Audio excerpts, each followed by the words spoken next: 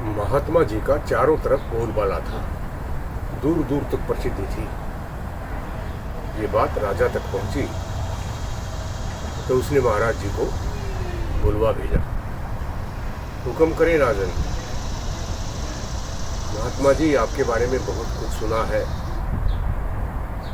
मैं चाहता हूँ आपके इस ज्ञान और विद्वता का फायदा अपनी जनता को भी हो।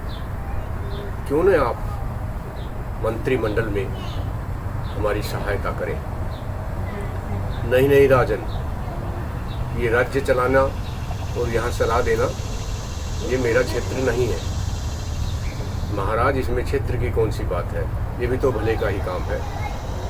आप मानवता का कल्याण करना चाहते हैं तो क्या हमारा राज्य उसमें शामिल नहीं है? ठीक है राजन, मैं आ जाऊंगा, पर मेरी एक शर्त है। मुझे अलग से एक कमरा चाहिए जिसमें घुसने की इजाजत किसी को भी नहीं होगी, आपको भी नहीं। महाराज, ये तो कोई बात ही नहीं है, आप पधारिए। और महाराज जी राजमहल के अंदर रहने लगे। जब भी कभी कोई इस तरह की बात आती, विचार विमर्श होता और महाराज अपने उस कमरे में जाकर अंदर से कुंडी लगा लेते। पूरा 1 घंटे के बाद बाहर निकलते और फिर फैसला सुनाते। सब कुछ अच्छा भला चल रहा था।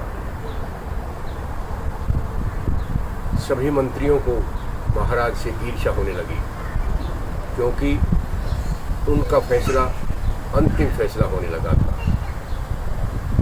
राजा के कान आहिस्ता आहिस्ता आहिस्ता आहिस्ता भरने शुरू किए और तभी एक हादसा हुआ और महाराज चल बसे।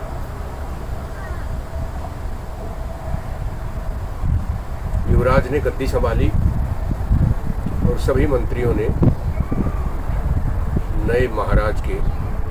नए राजा के कान भरने शुरू किए। नए नए राजा बने थे। युवराज को बहकने में समय न लगा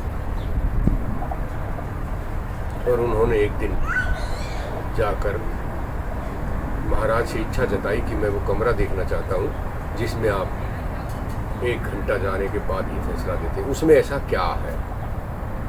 देखो राजन, आपके पिताश्री के आग्रह पर मैंने मंत्रिमंडल में शामिल होने की हामी भरी थी, और वो भी इस शर्त के साथ कि मेरे इस कमरे में कोई नहीं घुसेगा, और अगर आप मेरे कमरे के अंदर आ गए तो वो वायदा टूट जाएगा और मैं मंत्रिमंडल में नहीं रहूंगा। युवराज को पहले तो इतना जिज्ञासा नहीं थी, पर अब तो जिज्ञासा चरम पर पहुंच गई। नहीं नहीं महाराज, आपको ये तो दिखाना ही पड़ेगा इस कमरे में ऐसा क्या है।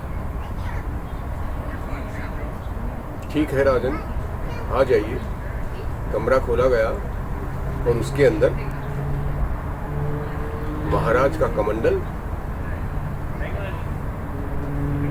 और धोती, बस तीसरी कोई चीज नहीं। मुझे समझ नहीं आया इसमें छिपाने की कौन सी बात है। देखिए राजन, जब भी मैं इस कमरे के अंदर आता हूँ, 1 घंटा बैठकर मैं ये मनन करता हूँ कि मेरी राज्य में कोई हिस्सेदारी नहीं है, कोई भागीदारी नहीं है, न ही मैं मंडल में कोई बड़ा मंत्री हूँ और न ही मैं कोई सलाहकार इस तरह का हूँ कि जिसकी बहुत ज़्यादा चलती फिरती है। इस कमरे में आकर मैं 1 घंटा सिर्फ ये मनन करता हूँ कि देखिए, ये है मेरी असलियत। मैं एक संत हूँ, मुझे राज्य से कोई लेना देना नहीं। इसलिए मैं अपनी वास्तविकता को हमेशा याद रखता हूँ। महात्मा जी की बात सुनकर राजन ने निचोड़ निकाला कि इंसान को कभी भी अपनी हैसियत नहीं भूलनी चाहिए। अमेरिका में जो भारतीय बच्चे आए हुए हैं उनमें बहुत सारे ऐसे हैं कि वो अपनी असलियत ही भूल गए हैं। किसी को 4 पैसे का घमंड हो गया है, किसी को अपने नॉलेज का, किसी को जवानी का, और कोई तो अपने आपे से बाहर हुआ जा रहा है। इंसान को अपनी असलियत नहीं भूलनी चाहिए। भले ही हम कहीं पहुंच जाएं, पर अंदर जो इंसान बैठा है वो बचपन में भी वही था, आज भी वही है और बाद में भी वही रहेगा। अपने